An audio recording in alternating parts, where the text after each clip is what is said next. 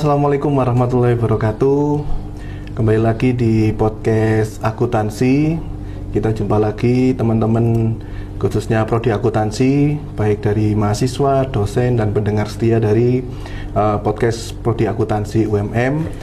Pada kesempatan kali ini kita akan berbicara terkait dengan dunia bisnis properti, khususnya nanti terkait dengan bagaimana menjadi seorang marketing, di mana di dunia era digital ini kita juga perlu sebagai wirausahawan untuk meningkatkan atau mempromosikan produk kita melalui marketing.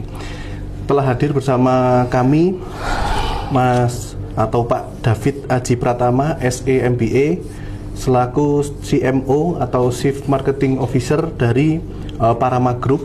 Jadi Parama Group ini adalah perusahaan yang bergerak di bidang properti. Selamat datang Mas David. Selamat. Mas David atau Pak David ini? Terserah Mas, bebas.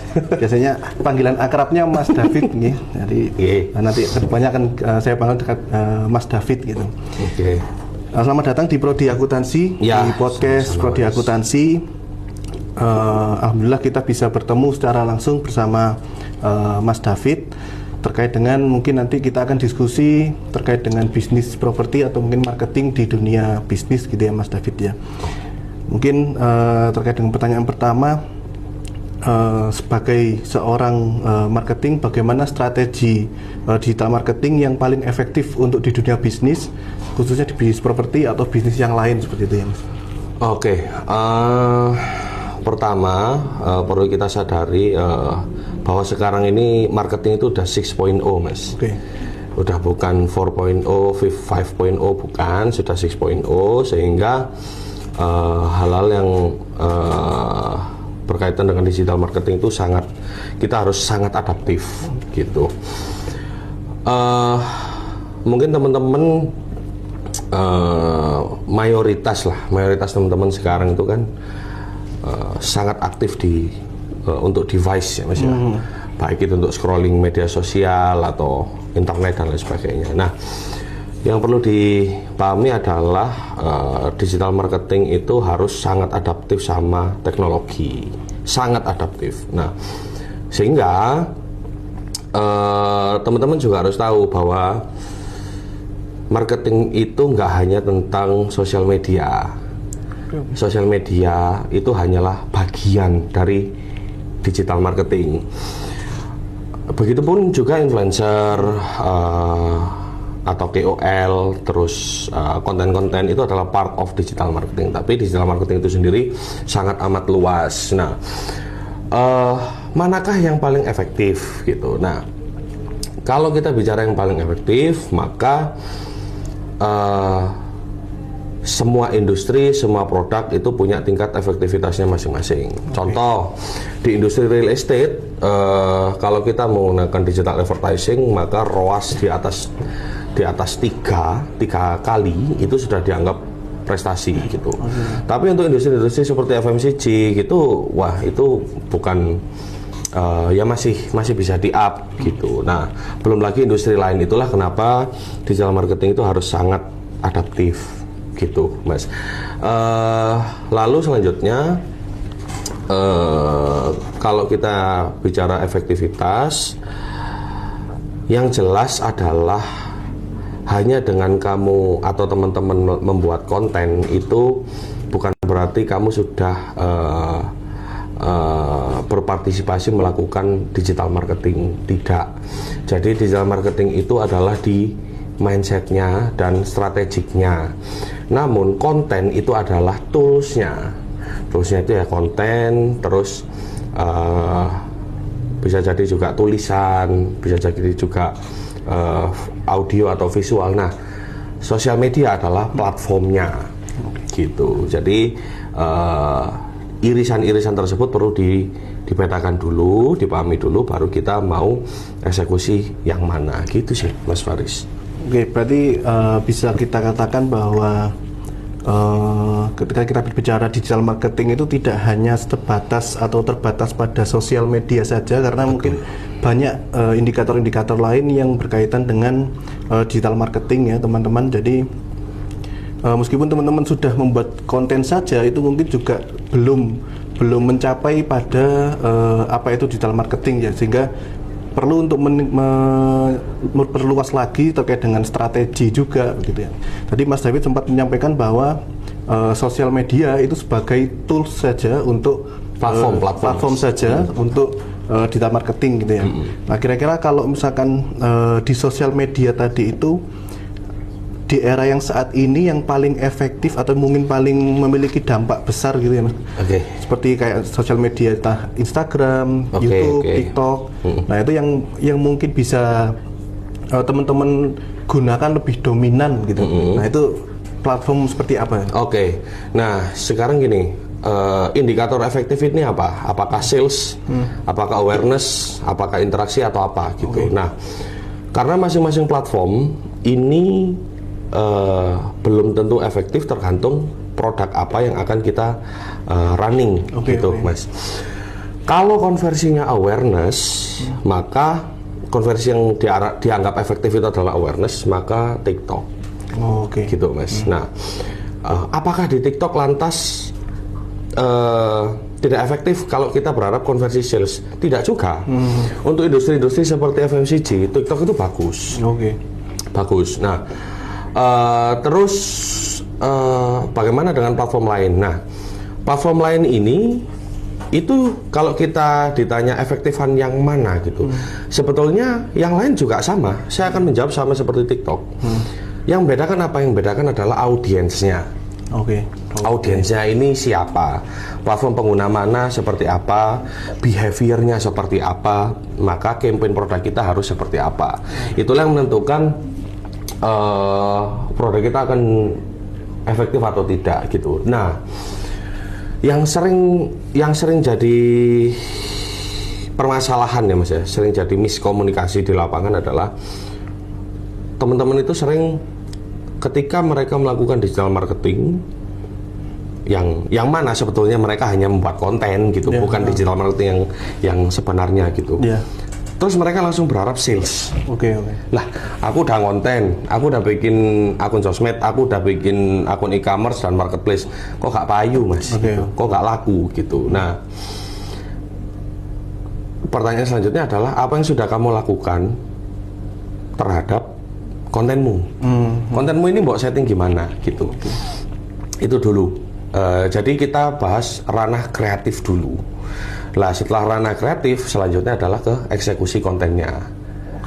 Editingmu gimana, visualmu gimana, audiomu gimana, dan lain sebagainya. Terus yang terakhir adalah distribusi kontennya kemana, ke platform mana, gitu, Mas. Nah, ketika semuanya ini sudah dirasa ideal, ini perlu saya disclaimer dulu. Konsep konten dalam digital marketing itu dikatakan ideal itu tidak ada patokannya. Jadi setiap personal, setiap produk itu punya benchmarknya masing-masing gitu. Jadi indikator idealnya yang menurut Anda siapa ya dia ideal, ya sudah itu berarti gitu. Nah, ketika itu tadi semua sudah dilakukan secara ideal, terus loh kok tetap nggak laku gitu. Nah, pertanyaannya jangan lagi ke apa akun sosmedku salah atau kontenku salah, tidak. Pertanyaannya adalah produkmu apakah menarik atau tidak gitu. Ke produknya gitu. Nah, kalau produknya ini sudah dirasa menarik bagi siapa? Subjektif atau objektif gitu. Benchmarknya siapa, pembandingnya siapa gitu. Nah, karena kadang gini Mas, banyak pelaku-pelaku pebisnis itu yang klien-klien saya Mas ya. Produkku ini laku Mas, bagus, oke, siap untuk dijual. Banyak orang yang bilang ini enak, let's say kalau makanan, atau banyak yang bilang ini tuh oke kalau misalkan produknya furnitur dan lain sebagainya. Tapi indikator dasar mereka membuat kesimpulan itu ya diri sendiri gitu, diri sendiri. Nah, dan itu nggak bisa digunakan sebagai dasar pembuatan keputusan gitu, Mas. Lalu selanjutnya lagi kalau kita bicara digital sosial media dulu deh, maka kita harus jeli membaca algoritma. Nah, algoritma ini setiap hari itu berubah, Mas Faris. setiap hari itu berubah. Kalau ditanya algoritmanya itu setupnya seperti apa, nggak ada yang tahu. Saya pribadi pernah berkomunikasi dengan orang tim Meta sama YouTube, tim Meta pusat, Meta internasional. Bahkan ketika ditanya algoritmamu ini seperti apa sih, mereka nggak tahu. Gitu. Apalagi kita yang hanya merunning di situ gitu. Sehingga kalau ditanya ya, maka semua orang itu akan punya pandangan masing-masing. Nah, hati-hati, jangan sampai teman-teman itu menjadikan pandangan orang lain sebagai dasar pribadi. Contoh, temanku udah jadi KOL sekian bulan, dia rame karena A, B, C, D, F, G. Maka aku akan menggunakan strategi dia sehingga aku bisa rame. Belum tentu. Belum tentu.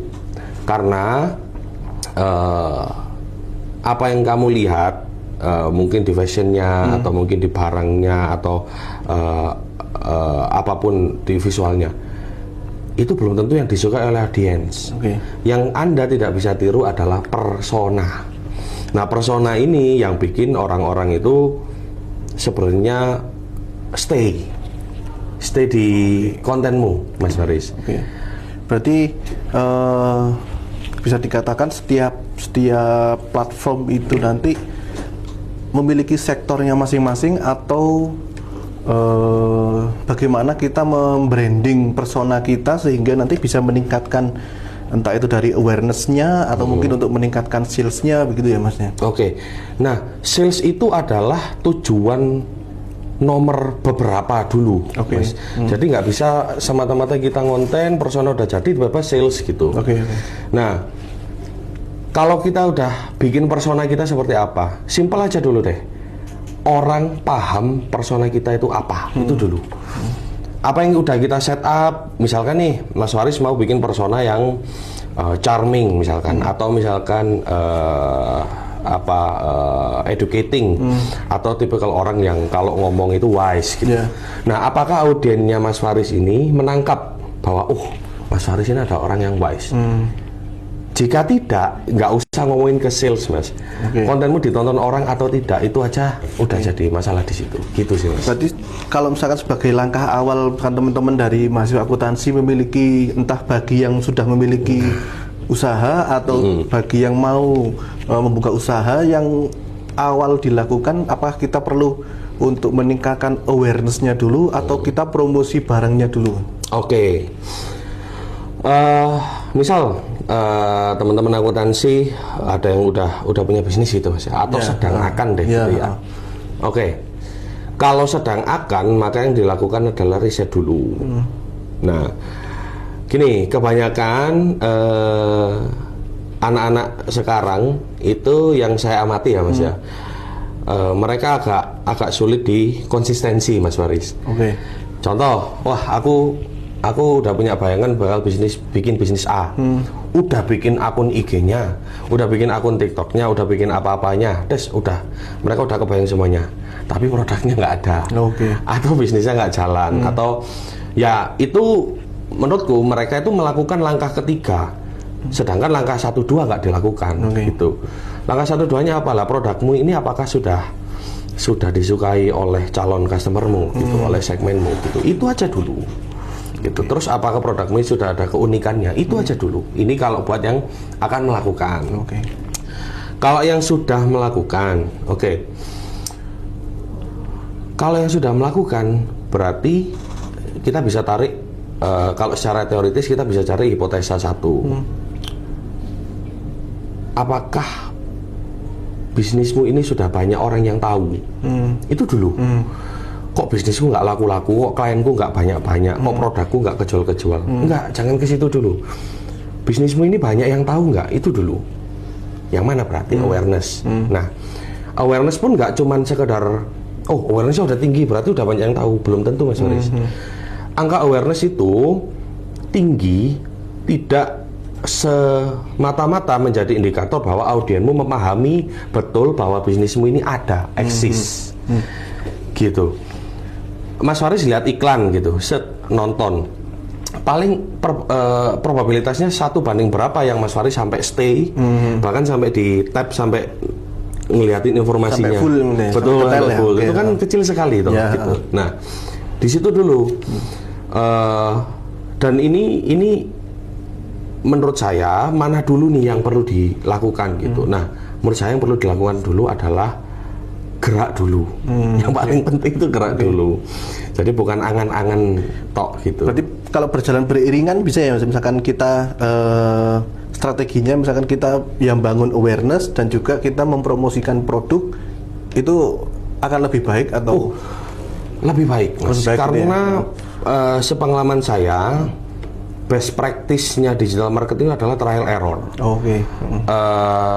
Nggak bisa kita aku baca misalkan bukunya Porter atau bukunya siapa, terus kita implementasikan itu di lapangan. No, nggak seperti itu gitu. Digital marketing itu nggak seperti itu. Jadi menurut saya best practice-nya adalah trial error. Gitu. Jadi kata kuncinya teman-teman, ketika teman-teman membangun bisnis atau memulai bisnis atau mempromosikan bisnisnya adalah jangan takut untuk dampak yang tidak terlalu besar terhadap konten-konten teman-teman, karena ketika kita melakukan digital marketing ya basicnya adalah trial and error gitu ya teman-teman. Jadi akan kita ketahui letak kesalahannya ketika kita sudah melakukan kan gitu ya Mas ya. Betul. Tadi Mas David sempat berbicara terkait dengan Meta Ads. Apakah ketika kita mempromosikan barang atau memasarkan produk kita itu seberapa efektif iklan itu, Mas? Entah itu dari Google Ads atau Meta Ads gitu ya. Oke, ini menarik. Berarti ini akan ada dua tools yang berbeda penggunaannya gitu. Secara umum yang teman-teman sebetulnya bisa googling juga. Kalau Google itu basicnya adalah kita pakai SEO dan SEM, Search Engine Optimization dan Search Engine Management gitu. Itu adalah metode yang akan digunakan kalau kamu menggunakan tools Google. Nah, maka keyword itu menjadi sangat penting di Google, sangat penting. Jadi kita bidding keyword mana yang sekiranya paling sering dicari orang gitu. Nah, tapi jangan semata-mata, misalkan nih teman-teman pakai tools Google Analytics untuk ngelihat, atau misalkan SEMrush biasanya untuk ngelihat keyword mana yang paling oke atau lagi tren. Di situ kan biasanya muncul saran, Mas, suggestion. Ini pakai ini lagi up gitu. Nah, jangan gampang terlena, teman-teman. Karena gini, ketika itu menjadi saran berarti bukan hanya dia itu lagi hot, tapi juga banyak banget yang pakai itu. Jadi resikonya akhirnya kalau ketika kita sebagai pemula, potensi untuk up-nya kecil gitu ya. Banyak yang pakai gitu. Nah, terus tapi gimana? Karena kan ini yang disarankan Google gitu. Gak apa-apa, kamu tetap pakai, tapi jangan cuma sekedar pakai ya udah gitu. Enggak. Pakai Ads. Google Ads. Nah, Google Ads ini mereka PPC ya, misalnya pay per click gitu. Nah, jadi budgetingnya, nah ini anak akuntansi mulai relate ini. Budgeting untuk Google Ads itu kalian perlu ngelihat tren perharinya traffic adsmu ini gimana gitu. Berapa kali dia diklik dalam satu hari sampai sepanjang durasi ads-nya gitu. Nah, karena gini, pay per click ini sepengalaman saya itu kalau kita nggak efektif di keywordnya itu rawan banget boncos, Mas Faris. Contoh, banyak kan kita spend uang ke Google itu kan ketika ada orang yang klik, maka budget kita berkurang ketika tiap kali ada orang yang klik. Nah, kalau orang yang klik ini hanya sekedar penasaran, bukan orang yang betul-betul interest sama produk kita, ya sudah. Uang kita habis hanya untuk membayar orang yang penasaran tok gitu. Nah, maka gimana biar yang datang ini bukan orang yang penasaran tok gitu. Nah, berarti ya the way you